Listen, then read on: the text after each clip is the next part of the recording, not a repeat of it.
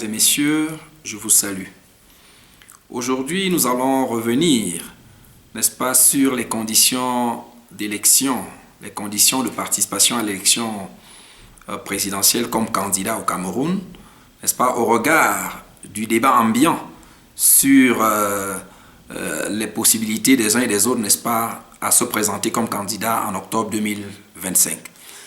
Alors, au regard des dispositions de l'article 121 du Code électoral, on sait que les partis peuvent être investis suivant deux modalités. La modalité la plus simple, c'est de se présenter comme candidat indépendant.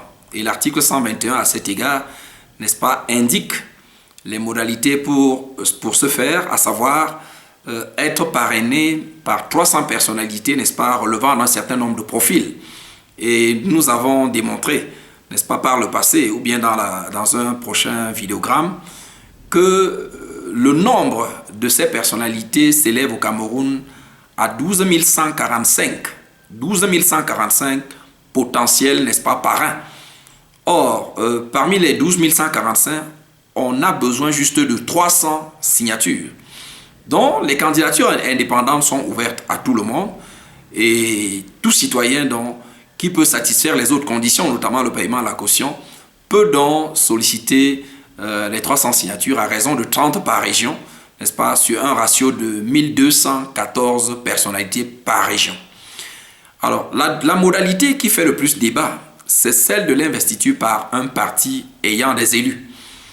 Sur ce, à partir des jurisprudences Cabral Libi, Akeremouna, le défunt Franklin Afangui, en 2018, nous savons que n'importe quel citoyen peut également obtenir, n'est-ce pas, l'investiture d'un parti représenté dans les conseils municipaux, dans les conseils régionaux ou bien à l'Assemblée nationale. Ces jurisprudences-là sont constantes et donc n'importe quel candidat, n'est-ce pas, peut obtenir l'investiture d'un de ces partis-là. Le débat qui a cours actuellement est relatif à la possibilité, notamment pour le MRC, n'est-ce pas, qui avait boycotté l'élection de 2020, à présenter lui-même le candidat professeur Maurice Kamto à l'élection présidentielle de 2025. Alors, c'est vrai, beaucoup de personnes essaient d'invoquer son propos, n'est-ce pas, tenu au lendemain de ce boycott-là, selon lequel il savait qu'en boycottant l'élection présidentielle, cela compliquerait la possibilité pour le MRC, n'est-ce pas, de présenter un candidat à l'élection présidentielle de 2025. Mais chaque propos doit être apprécié dans son contexte, n'est-ce pas, en se situant au jour où le professeur Maurice Kamto faisait cette déclaration. Il va de soi que le MRC ne pouvait pas présenter le candidat parce qu'il n'avait pas d'élu. Mais entre-temps, n'est-ce pas, les choses ont évolué. Et dans tous les cas, par rapport au débat qui a cours, je suis allé faire quelques recherches, n'est-ce pas, pour savoir les tendances de la pratique du mandat représentatif, n'est-ce pas, à travers le monde, puisque le mandat représentatif est l'option également choisie par le Cameroun à travers l'article 15, les alinéas 2 et 3 de notre Constitution. Alors, l'alinéa 2 de l'article 15 dit clairement que le député représente l'ensemble de la nation. Et l'alinéa 3 précise très bien que tout mandat impératif est nul. Alors, mes recherches m'ont conduit notamment à découvrir un rapport de la Commission du règlement des immunités et des affaires institutionnelles du Conseil de l'Europe, rapport publié le 12 janvier 2015. Et c'est un rapport tellement intéressant parce qu'il fait la synthèse, n'est-ce pas, de la pratique du mandat représentatif à travers le monde. Et c'est un rapport, n'est-ce pas, qui porte sur plus d'une cinquantaine de pays, n'est-ce pas, lesquels pays ont consacré l'interdiction du mandat impératif ou alors ont consacré le mandat représentatif, comme le Cameroun. Alors, ce rapport permet de révéler, par exemple, que l'article 27 de la Constitution française de 1958 dit clairement, comme le texte camerounais, tout mandat impératif est nul. Donc, voilà déjà, n'est-ce pas, une disposition identique dans la Constitution française qui interdit le mandat impératif et donc consacre le mandat représentatif. Et dans les commentaires, n'est-ce pas, que je peux lire dans ce rapport-là, il ressort clairement que les fondements de ce mandat représentatif consacré par la Constitution française et qui est donc repris par l'article 15 du Cameroun remontent à la déclaration, n'est-ce pas, des droits de l'homme et du citoyen du 26 août 1979, dont l'article 3 posait le principe selon lequel le principe de toute souveraineté réside essentiellement dans la nation. Nul corps, nul individu ne peut exercer d'autorité qui n'en émane expressément. Et donc, la déclaration, n'est-ce pas, des droits de l'homme et du citoyen de 1789 posait déjà le principe selon lequel l'élu porte, n'est-ce pas, la voix de toute la nation. Et donc, il n'est pas prisonnier de l'appareil politique, n'est-ce pas, qu'il a investi à une élection présidentielle. Et à partir de là, donc, on a pu observer donc, que plus d'une cinquantaine de pays à travers le monde consacrent la même disposition, c'est-à-dire le mandat représentatif. Et donc, quelle est la pratique, n'est-ce pas, que l'on observe à travers le monde? Alors, de ce rapport, il ressort qu'un mandat représentatif est un mandat politique selon lequel les élus ne sont pas obligés de suivre les directives de leurs électeurs et ne peuvent être révoqués par ces derniers. Et d'ailleurs, nous avons vu que lorsqu'un député, n'est-ce pas, démissionne du parti qu'il avait investi, il n'est pas chassé de l'Assemblée. Il ne perd pas son mandat de député. Il en est de même des conseillers municipaux, n'est-ce pas? Lorsqu'ils démissionnent de leur parti, ils ne perdent pas leur qualité de conseiller municipal. Ils restent conseillers municipaux, ils restent députés jusqu'à la fin de leur mandat. Donc, cette première pratique est constante, elle n'est plus l'objet de débat. Et en revenant, lorsque nous allons revenir sur le cas camerounais, nous allons voir que les applications sont constantes depuis au moins 2012. Alors, ce rapport du Conseil de l'Europe, n'est-ce pas, fait un état des lieux de la pratique du mandat représentatif dans un certain nombre de pays. Alors, en lisant ce rapport, je note que en Australie, de 1950 à 2004, 245 membres du Parlement ont changé d'affiliation, soit 24% de l'ensemble des membres du Parlement ayant siégé au cours de la dite période. Et un parlementaire particulier du nom de Reg White, sénateur de 1950 à 1978, a changé d'affiliation politique à 150 reprises. C'est-à-dire que le même sénateur a migré, n'est-ce pas? Après chaque élection, il a pu changer de parti 150 fois. Entre 1950 et 1970, c'est en 28 ans, il a migré, n'est-ce pas, plus de 150 fois. Cette migration s'appelle le nomadisme politique ou bien la transhumance politique, n'est-ce pas? Et les exemples de changement d'affiliation politique dans les États membres du Conseil de l'Europe ne manquent pas. À titre d'exemple, je lis que en Grèce, en Hongrie, en République tchèque, en Roumanie et en Italie, entre 1996 et le printemps 2000, donc c'est-à-dire en 4 ans, un député sur 4 dans ces différents pays a changé de parti au moins une fois. Un député sur 4, c'est-à-dire 25% des députés, pendant le cours de leur mandat, ont changé d'affiliation politique. En Roumanie spécialement, 35 parlementaires ont changé d'affiliation au cours de la législature 2010-2015, soit 8% de la représentation nationale. Et en République tchèque, 12% de l'ensemble des parlementaires, soit 24, ont fait de même pendant la législature 2010-2013. En Ukraine, le phénomène a pris de telles proportions que 60% des parlementaires auraient changé de parti politique au moins une fois entre 1998 et 2002 et entre 2002 et 2006. 60% des parlementaires ne sont pas restés dans le parti qui les avait investis. Alors certains ayant même changé de groupe une dizaine de fois pendant la même période. Et dans un rapport intitulé « Nomadisme ou transhumance politique post-électorale et discipline de parti dans l'espace francophone », là nous revenons déjà dans le contexte qui nous concerne, publié en 2012, l'Assemblée parlementaire de la francophonie, dont le Cameroun est membre, n'est-ce pas, avait publié en 2012 un rapport qui présentait la pratique du nomadisme parlementaire dans 23 pays francophones. Et parmi les 23 pays concernés, on avait le cas du Sénégal, du Burkina Faso et du Cameroun. Alors, donc de ce rapport-là, il ressort que les motifs pour lesquels, n'est-ce pas, des élus peuvent changer de parti politique sont divers. Il y a d'abord le cas des démissions. Et le rapport, n'est-ce pas, est soutenu par quelques cas. Par exemple, en 2008, José Paulo de Carvalho, membre du groupe parlementaire portugais CDSPP, n'est-ce pas, a quitté son groupe en invoquant de profondes divergences concernant la stratégie politique générale du parti et la capacité de ce dernier à répondre aux demandes pressantes de la société. Ça veut dire que vous pouvez appartenir à un parti politique si, en cours de mandat, ce parti, n'est-ce pas, change d'engagement pour commencer, n'est-ce pas, à jouer un genre de jeu. L'élu qui a des comptes à rendre à sa population peut bien démissionner, n'est-ce pas, pour demeurer soit indépendant, soit rejoindre un parti, soit même créer son propre parti. Donc, et dans le cas de José Paulo de Carvalho, lorsqu'il a démissionné de son parti, il est allé siéger comme indépendant jusqu'à la fin de son mandat. En République tchèque, en 2012, suite à un scandale de corruption impliquant le chef du parti dénommé Affaires publiques, et à la sortie du parti de la coalition au pouvoir, 14 membres du même parti ont quitté le groupe parlementaire. Certains d'entre eux n'ont pas hésité à créer un nouveau parti. D'autres ont décidé carrément de rejoindre le parti au pouvoir. En France, la scission du groupe UMP de Nicolas Sarkozy, n'est-ce pas, à l'Assemblée nationale, est intervenue en novembre 2012.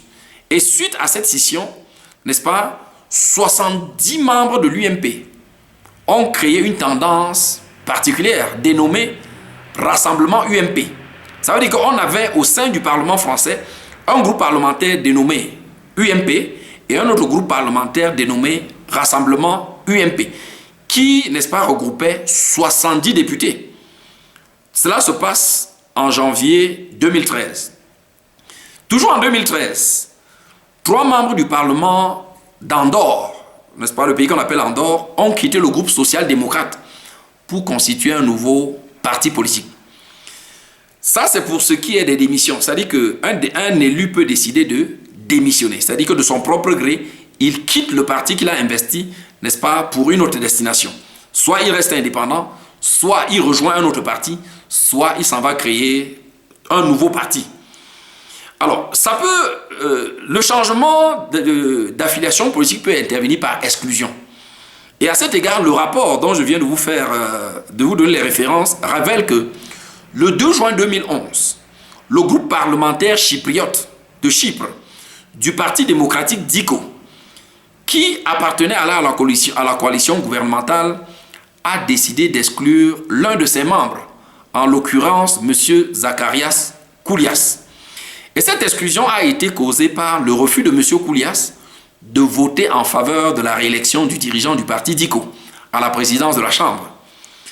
En Finlande, au cours de la législature de 2015, l'Alliance de gauche, qui faisait partie de la coalition gouvernementale, a exclu 2 de ses représentants, M. Marcus Mustajarvi et M. Jirki Irtiao, qui ont ensuite constitué, n'est-ce pas, leur propre groupe parlementaire de sensibilité gauche. Alors, au niveau des expériences locales, c'est-à-dire les cas connus au Cameroun, nous savons que le 3 janvier 2011, le député Aya Paul Abiné, investi par le RDPC, a démissionné. D'abord pour continuer à siéger au sein de l'Assemblée nationale comme indépendant, avant de créer plus tard son parti politique, qui n'était rien d'autre que le People Action Party, PAP, sous la bannière de laquelle, n'est-ce pas, il s'est présenté à l'élection de 2011.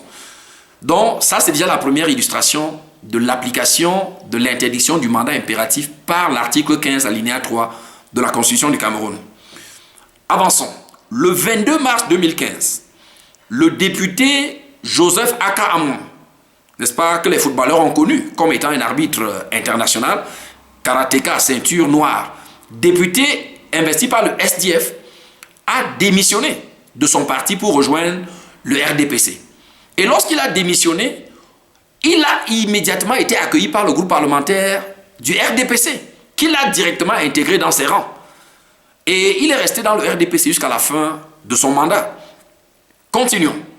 Le 5 octobre 2018, le député Oscar Edimond Doumbé, député du SDF, a démissionné de son parti et de son groupe parlementaire à l'Assemblée nationale pour rejoindre encore le RDPC. Et il a été accueilli par le RDPC, d'abord par le parti, et ensuite par le groupe parlementaire du RDPC à l'Assemblée nationale. Et il a bien terminé son mandat comme député du RDPC, ayant pourtant été investi à l'origine par le SDF. Alors, il a été accueilli donc dans le groupe parlementaire du RDPC et il a d'ailleurs été désigné sous la bannière de ce même RDPC dans la commission de la défense et de la sécurité nationale. Comme pour dire que les applications sont bien plurielles au Cameroun. Le dernier en date, c'est la démission du député Jean-Michel Nithieu, n'est-ce pas, qui, ayant été élu sous la bannière du SDF, a été exclu du SDF, n'est-ce pas, par Ni John Fundi. Et à la fin de son exclusion, nous savons qu'à l'heure où je parle, le député Jean-Michel Nithieu continue de siéger à l'Assemblée nationale. Et quelques jours après son exclusion du SDF, il a décidé, n'est-ce pas, de raviver son parti, n'est-ce pas, qu'il avait mis en hibernation, le RAP, mais dont il a changé la dénomination pour lui donner désormais le nom du FCC. Et aujourd'hui, donc, le député Nithieu est l'illustration parfaite de l'application de l'article 15, les alinéas 2 et 3 de la Constitution du Cameroun.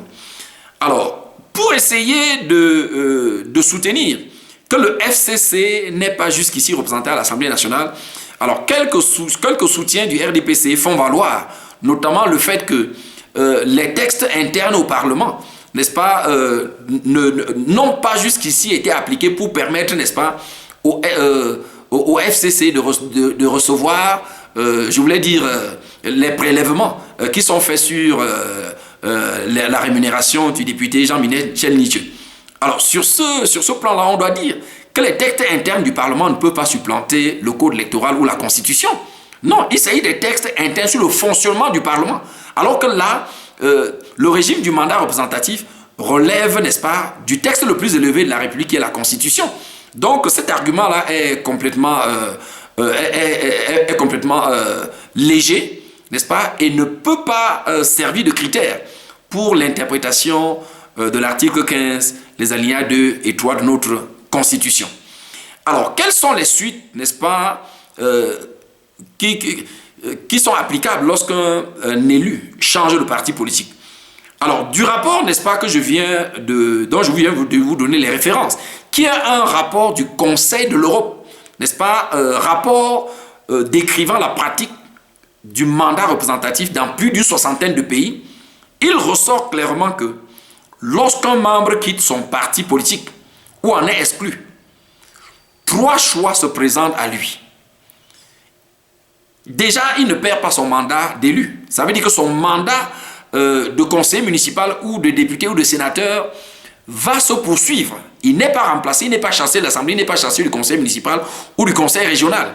Il demeure et lui conserve son mandat d'élu et à sa guise maintenant, il peut opter pour l'une des 3 options suivantes. Soit s'inscrit en tant que membre indépendant. On dit jamais membre non inscrit, auquel cas il devient un élu indépendant, alors qu'à l'origine, il n'avait pas été élu comme indépendant. Mais du fait de sa démission de son parti ou bien de son exclusion, il peut choisir de demeurer un élu indépendant. On dit jamais un élu non inscrit. Il peut décider de rejoindre un autre groupe politique au sein de l'Assemblée dans laquelle il se trouve.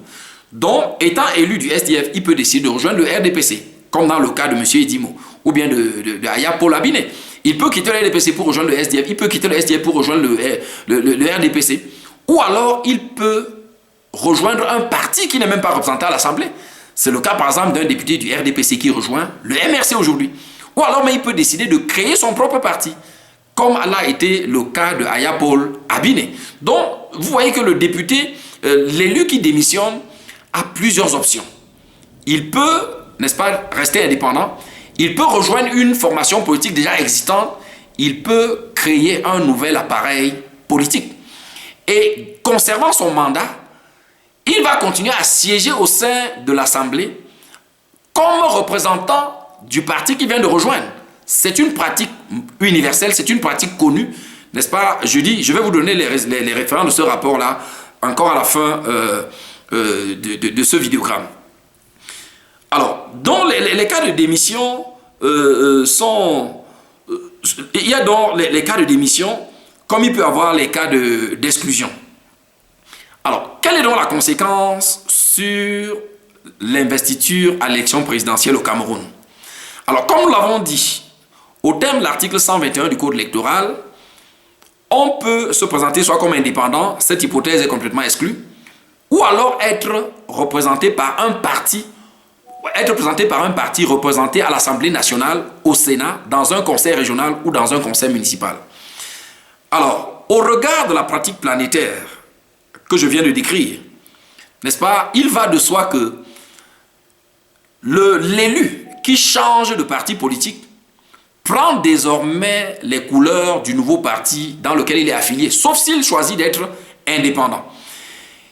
Et donc, les conseillers municipaux du RDPC, du SDF, qui ont aujourd'hui rejoint le MRC, mais continuent de siéger à l'Assemblée nationale ou bien dans les conseils municipaux comme des militants du MRC. Et puis la question véritable qui doit être posée, c'est celle de savoir à quel moment se situe-t-on pour apprécier l'appartenance d'un élu à un parti politique. Ce n'est pas au moment de l'investiture, du moment de l'élection à laquelle il a été élu. Non, c'est au moment de l'élection pour laquelle son investiture va compter. Et à cet égard-là, je crois qu'il y a un auteur, n'est-ce pas, un collègue, n'est-ce pas, du RDPC, célèbre pourfendeur du professeur Maurice Kamto, qui avait donné un avis, n'est-ce pas, sur cette question que je partage entièrement. Et de cet avis-là, il ressort clairement que, n'est-ce pas, les démissions, les exclusions, les décès peuvent intervenir et modifier substantiellement la configuration de la représentation nationale, régionale ou communale. Puisque vous pouvez avoir un parti politique qui a 2 députés. Si les 2 députés démissionnent de ce parti-là, il va de soi que ce parti n'est plus représenté à l'Assemblée nationale. Et si les 2 députés qui démissionnent s'en vont créer un nouveau parti, leur nouveau parti à l'Assemblée nationale, alors qu'au moment de la proclamation des résultats, ce parti n'existait pas. C'est le jeu naturel, n'est-ce pas, du mandat représentatif, tel qu'il est pratiqué, n'est-ce pas, à l'échelle planétaire et tel qu'il ressort, n'est-ce pas, de ce rapport du Conseil de l'Europe. Et le collègue en question, n'est-ce pas, qui était suffisamment lucide à ce moment-là et qui ne voyait donc pas le professeur Kamto venir, disait qu'un parti qui n'a pas eu d'élu à l'issue des élections ou qui n'a même pas pris part à l'élection peut quand même être représenté dans une assemblée si des élus passent du parti qui les a investis pour ce parti-là. Et il continue, tout comme un élu peut devenir élu indépendant si, ayant démissionné ou ayant été exclu du parti qu'il a investi, il ne rallie aucun autre parti. Le même auteur continue en disant, exclu ou démissionnaire du parti qu'il a investi peut cesser de siéger avec le groupe parlementaire du dit parti et se rallier au groupe parlementaire de son choix, créer son propre parti ou s'affilier à un parti déjà créé, dont il devient dès lors un élu, avec la conséquence que l'on connaît au plan donc, de l'investiture pour l'élection présidentielle. Je crois que avec les exemples, n'est-ce pas, qui ont été cités dans l'environnement juridique camerounais, n'est-ce pas, confortés d'ailleurs par les pratiques que je viens de relever dans plusieurs pays, n'est-ce pas, dont notamment le cas de la France, on voit bien que l'élu qui a été investi pour son élection par un parti n'est pas prisonnier du dit parti. Et quand après sa démission ou son exclusion, il rallie un autre parti, il appartient désormais à ce parti-là. Si ce parti est représenté à l'Assemblée nationale, il conforte, n'est-ce pas, la représentation de ce parti au sein de l'Assemblée nationale. Mais s'il rallie un parti qui n'avait pas d'élu, à partir de son encartement dans ce parti-là, ce parti a un élu qui siège donc dans l'instance dont l'élu, n'est-ce pas, est membre. Donc, si l'élu est un député, il va de soi qu'à partir de sa démission et son ralliement à un parti, son nouveau parti est représenté à l'Assemblée nationale. S'il est membre d'un conseil municipal, il va de soi que le parti auquel il appartient est membre du conseil municipal. Et j'insiste, la date à laquelle on doit apprécier l'affiliation politique d'un élu pour déterminer la conséquence par rapport à l'investiture à la présidence, c'est le jour de la convocation du corps électoral. car ce n'est que la convocation du corps électoral qui ouvre la candidature pour l'élection considérée. Et donc, entre-temps, de ce jour à la convocation du corps électoral pour l'élection d'octobre 2025, beaucoup de choses peuvent évoluer au niveau des partis politiques. Et donc, la composition, la représentation de l'Assemblée, des conseils municipaux ou régionaux est dynamique et évolue donc au gré des décès, des démissions, n'est-ce pas, des exclusions. C'est une composition dynamique et cette composition-là, c'est la seule qui doit être prise en compte au jour où le corps électoral est convoqué pour apprécier, n'est-ce pas, l'affiliation politique d'un élu. Donc, ce n'est pas une pratique camerounaise, ce n'est pas un simple débat doctrinaire propre au Cameroun. C'est une pratique, n'est-ce pas, qui est connue à l'échelle planétaire et tous les pays qui ont consacré le mandat représentatif reconnaissent le droit pour l'élu, n'est-ce pas, de promener son mandat là où bon lui semble. Et s'il faut apprécier l'appartenance politique de cet élu, c'est le parti auquel il appartient au jour où l'élection, où son mandat est pris en compte, est convoqué. Donc, pour l'instant, à l'heure où nous parlons, des députés qui sont encore au SDF, au RDPC, au MP, ainsi de suite, qui, d'ici octobre, vont changer de parti politique, vont colorer ces partis-là, n'est-ce pas, de leur mandat et conférer ainsi la possibilité à ce parti-là d'investir eux-mêmes leurs candidats. Étant donné que c'est le cas du MRC à ce jour, mais il va de soi que sur la base de la pratique universelle, le MRC a des élus.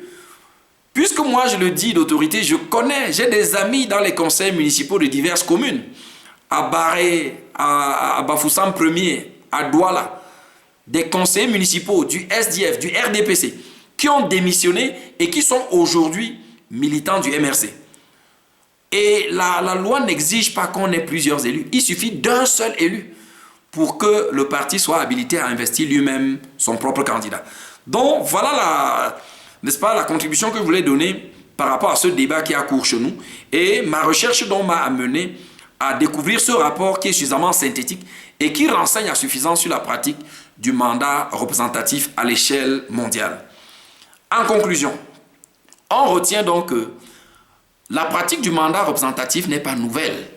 C'est une pratique suffisamment ancienne et assez répandue à l'échelle mondiale. C'est une pratique qui est connue, n'est-ce pas, dont les usages sont bien décrits dans différents rapports.